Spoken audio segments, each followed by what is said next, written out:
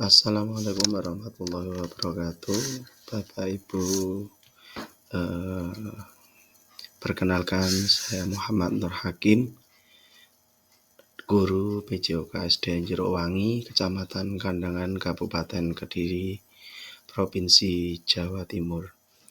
Di sini saya selaku calon guru penggerak angkatan ke-9 tahun 2023 akan mencoba memaparkan tentang demonstrasi konseptual pemikiran Ki Hajar Dewantoro sesuai dengan tugas kami pada modul 1.1.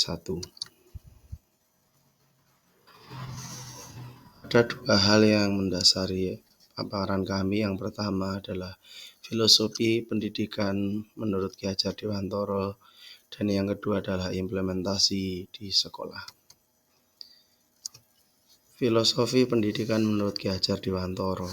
Adapun tujuan pendidikan adalah menuntun segala kekuatan kodrat yang ada pada anak-anak agar mereka nantinya dapat menjadi manusia dan anggota masyarakat seutuhnya, sehingga diharapkan pada akhirnya nanti mereka akan mencapai keselamatan dan kebahagiaan yang setinggi-tingginya. Berikutnya, untuk itu maka pendidikan seharusnya berpusat kepada siswa, di mana kita sebagai guru hendaknya memfasilitasi segala kebutuhan belajar peserta didik yang beraneka ragam, sehingga kita dituntut untuk mengenali satu persatu kondisi dari peserta didik kita. Berikutnya, pendidik sudah sepatutnya menuntun kodrat anak. Ada dua kodrat, yakni yang pertama adalah kodrat alam, yakni lingkungan di mana anak atau peserta didik itu berada, baik kultur budaya maupun kondisi alam geografisnya. Dalam hal ini, pendidikan bagi anak-anak nelayan tentunya harus dibedakan dengan anak-anak di daerah pegunungan. Berikutnya yang kedua adalah kodrat zaman, diartikan adalah perubahan dari waktu ke waktu, di mana untuk memaknai pendidikan itu sendiri diharapkan pendidikan sesuai dengan kebutuhan anak pada saatnya, bukan didasari pada kebutuhan pendidik, tapi dikembalikan lagi bagaimana nantinya pendidikan itu dapat bermakna bagi anak untuk mengarungi kehidupan berikutnya.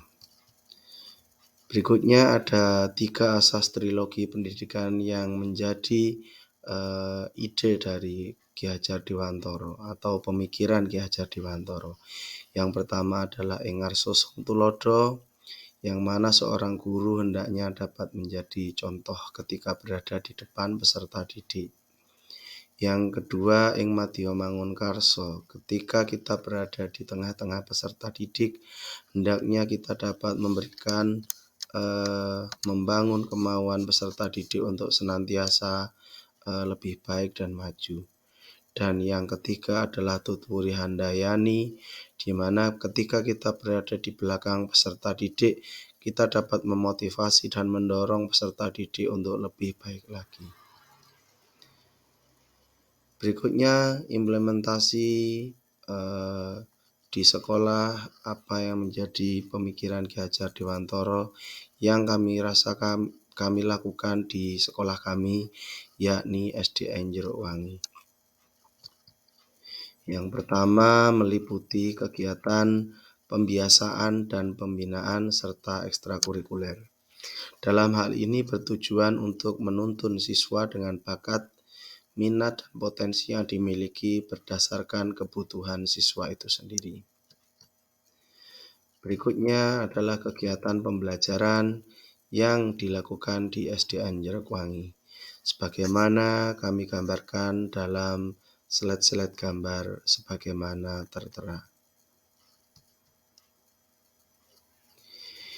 Untuk kegiatan pembiasaan dan pembentukan karakter di SDN Jerukwangi, setiap hari dilaksanakan sholat berjamaah. Yang pertama adalah sholat duha dan yang kedua adalah sholat duhur secara bersamaan. Ini dijadwalkan setiap pagi digilir dari masing-masing kelas atas. Adapun kelas bawah masih pada dasar-dasar berwudu dan sebagainya. Berikutnya untuk kegiatan pembiasaan pembentukan karakter yang kedua adalah apel pagi dan upacara. Apel pagi diawali dengan berdoa terlebih dahulu, dilaksanakan setiap hari Selasa, Rabu, Kamis, dan Jumat. Adapun upacara dilaksanakan setiap hari Senin. Untuk doa dilaksanakan secara bersamaan di halaman sekolah, kemudian dilaksanakan apel pagi dan salam senyum dan sapa. Salim dengan Bapak Ibu guru, kemudian masuk ke kelas masing-masing. Yang terakhir adalah kegiatan pembiasaan pembentukan karakter, yakni istighosah yang dilaksanakan setiap hari Jumat Legi selama kurang lebih 1 bulan sekali. Dan yang salam senyum sapa sebagaimana kami paparkan tadi dilaksanakan setiap hari Selasa sampai dengan hari Jumat, diawali dengan berdoa terlebih dahulu, kemudian membaca Asmaul Husna dan salim dengan seluruh Bapak Ibu guru sebelum memasuki kelas masing-masing, kemudian dilanjutkan dengan pembelajaran seperti biasanya. Berikutnya kegiatan ekstrakurikuler yang dilaksanakan di SDN Jerukwangi diantaranya adalah kepramukaan, yang kedua adalah olahraga, dan yang ketiga adalah qiraah atau tilawah, dan yang terakhir adalah banjari. Dari apa yang kami paparkan tadi, terdapat beberapa tantangan khususnya dalam implementasi konsep pemikiran Ki Hajar Dewantoro di sekolah kami. Adapun tantangan yang kami hadapi adalah kurangnya minat siswa dalam belajar sehingga sulit melaksanakan pembelajaran yang sesuai dengan kodrat alam dan kodrat zaman. Namun demikian kami tetap berupaya memaksimalkan potensi yang ada untuk menggali lebih dalam dan memberikan semangat kepada siswa didik kami untuk belajar lebih giat lagi.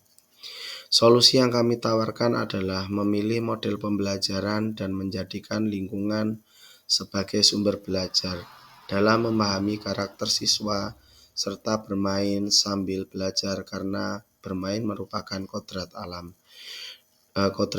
Dalam hal ini pembelajaran PJOK akan lebih menyenangkan ketika kami laksanakan di lapangan. Dalam hal ini kami juga seringkali berpindah-pindah tempat untuk memberikan semangat bagi peserta didik, sehingga kami tidak melaksanakan olahraga hanya di lapangan saja, tetapi kadang-kadang kami juga ke lapangan desa sebelah dan seterusnya. Kira-kira itu yang bisa kami sampaikan, kurang lebihnya mohon maaf. Saya akhiri. Assalamualaikum warahmatullahi wabarakatuh.